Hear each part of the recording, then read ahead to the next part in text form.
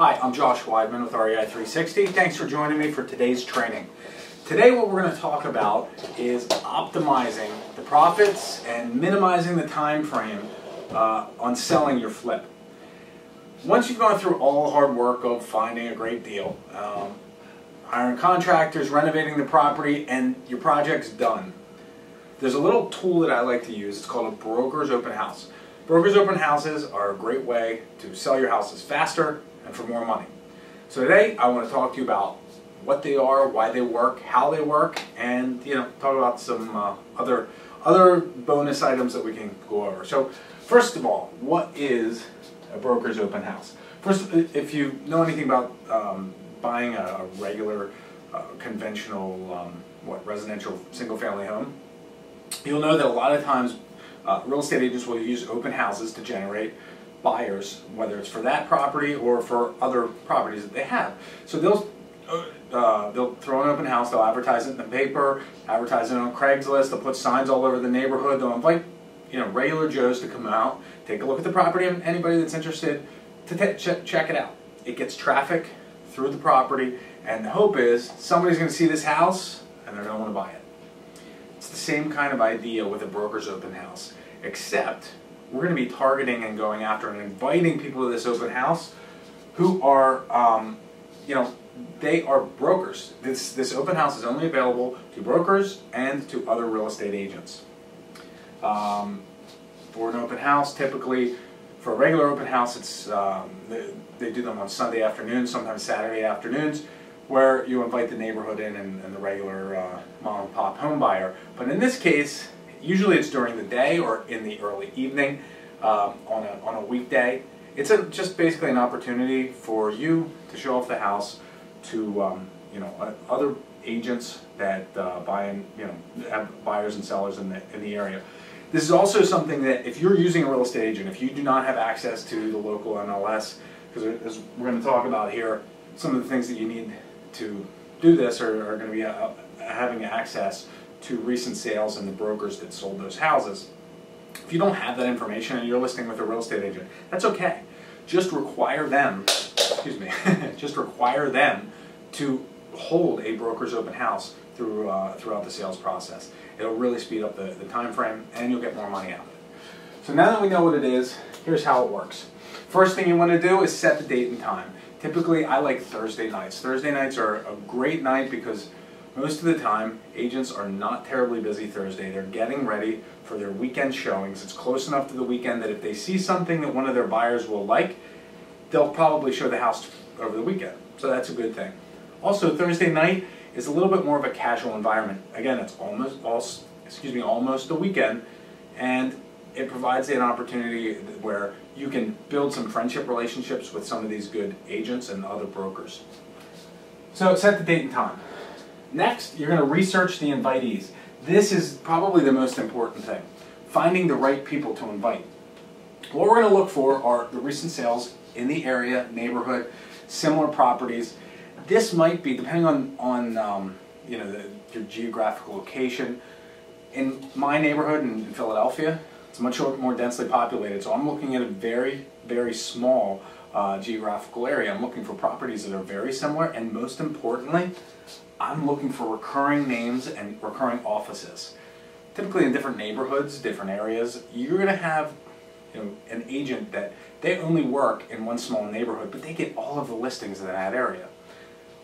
Likewise, you might have a real estate office that's a very local real estate office. They get almost all of the listings. Well, guess what? Those are the people that you want to invite. Next, we're going to send out the invitations. These invitations, first, you're going to want to spend a little bit of time, and you're going to put together information about the property. You want to make sure that you're spending time up front, getting really good pictures, getting good descriptions of the work that was done to the property, some benefits, all of the amenities that the house has to offer. You're going to put it in a flyer type version, and that's going to be part of your invitation. You're also going to want to mention that you're going to be offering some refreshments and offering some incentives to those people that attend the open house that are above and beyond those that are listed in the MLS, the sales brochure.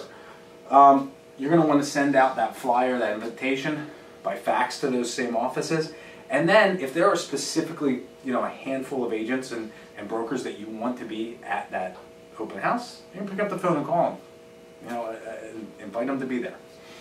So we sent that out. Now, brochures with details and pictures. You have an electronic version that you sent out. Get some nice brochures printed up for your open house.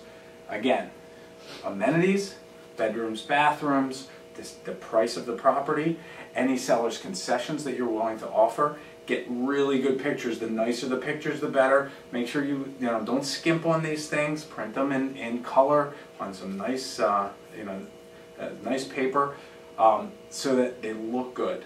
So that these agents that are coming in here are going to take a look at it, and they're going to take that with them to show their buyers. Next, you want to set the scene.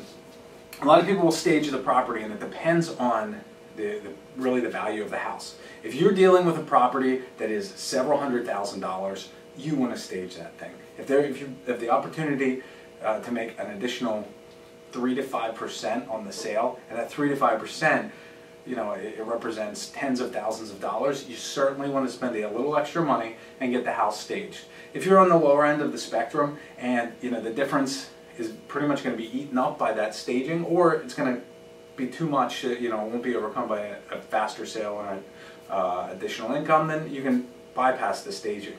But staging a property is a great way to present that house in the best possible, with the best possible face. So staging is a good idea. When people get there, make sure you have a sign-in sheet. You want their name, phone number, email address, and their brokerage. Just so you have that, because that's going to lead us to the follow-up later on. Once they've signed in, give them a brochure and talk to them about refreshments. Hey, help yourself. Usually I'm going to have a couple bottles of wine, maybe a small, a few different kinds of beer in the refrigerator, also some fruit juice and sodas and water and things like that.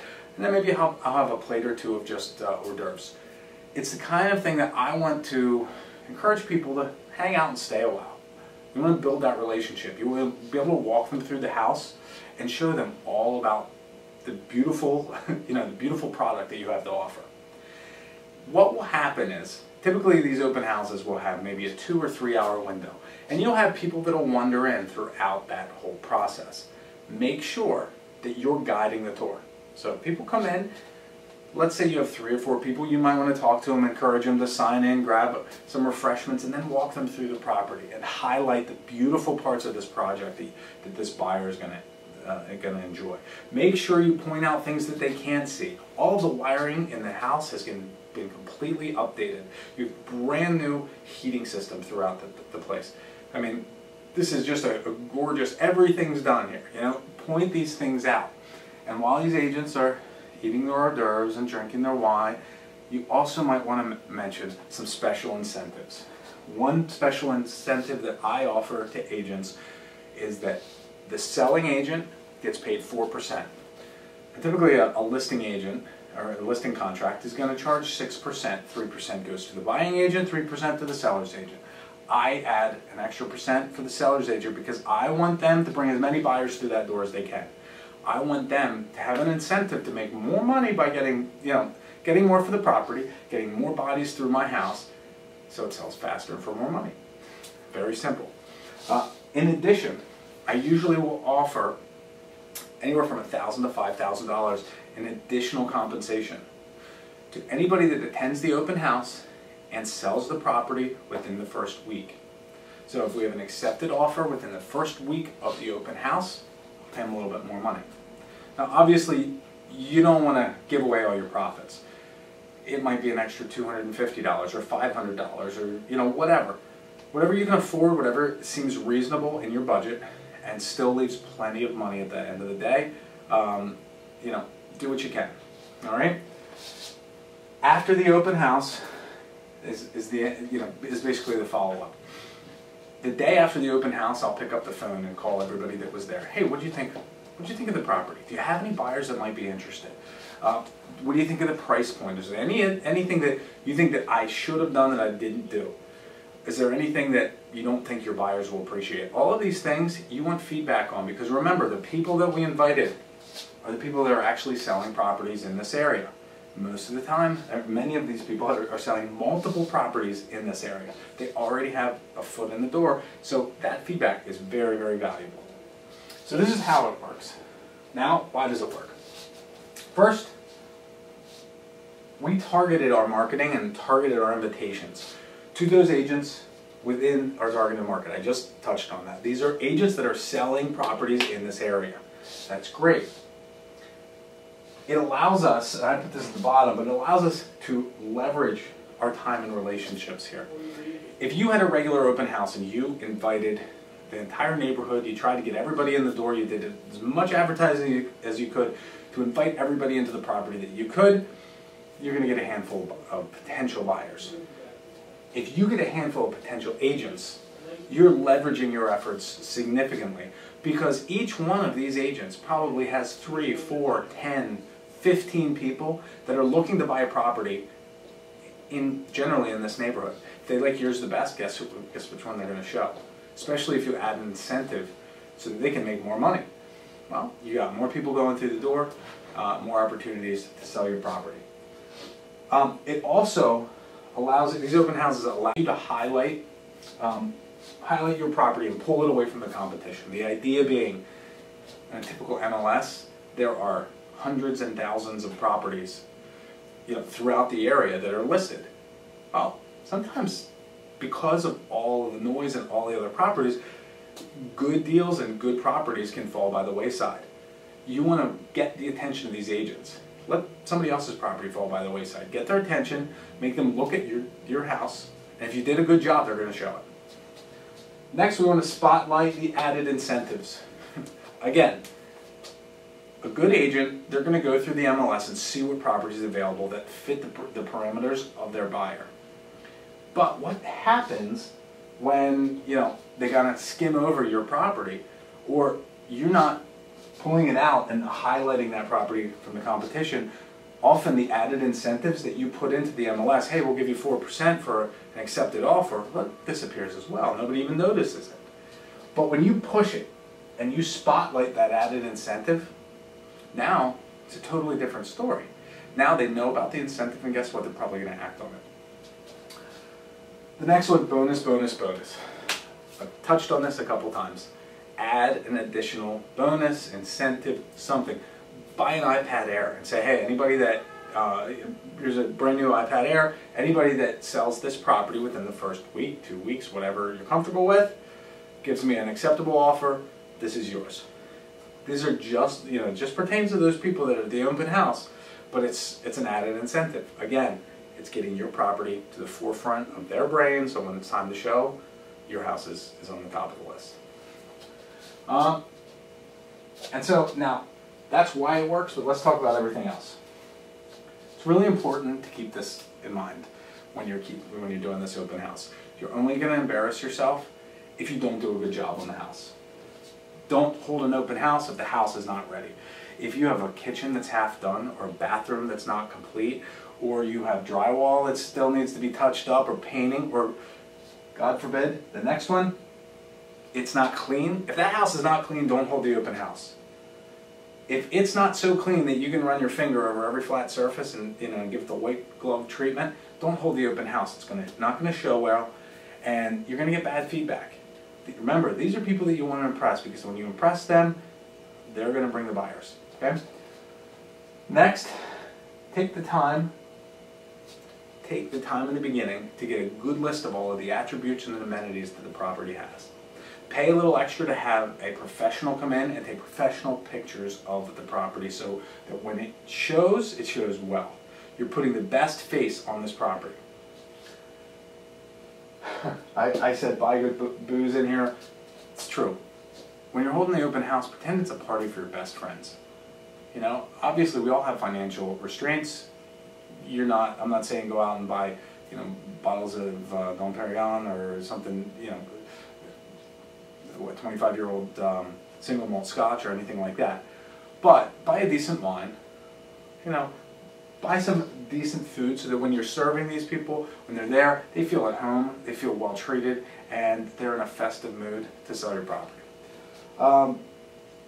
This is a great opportunity really, really great opportunity to build some good relationships. Remember, these are the people that are working with buyers and sellers in the neighborhood where you've already invested. So if you let them know, hey, look how good of a job I did on this property. These might be, you might even show them some before pictures. Look at all the work we did here. I'm always looking for good deals. Now, they might not bring a buyer to this house, but what they might do is bring a seller.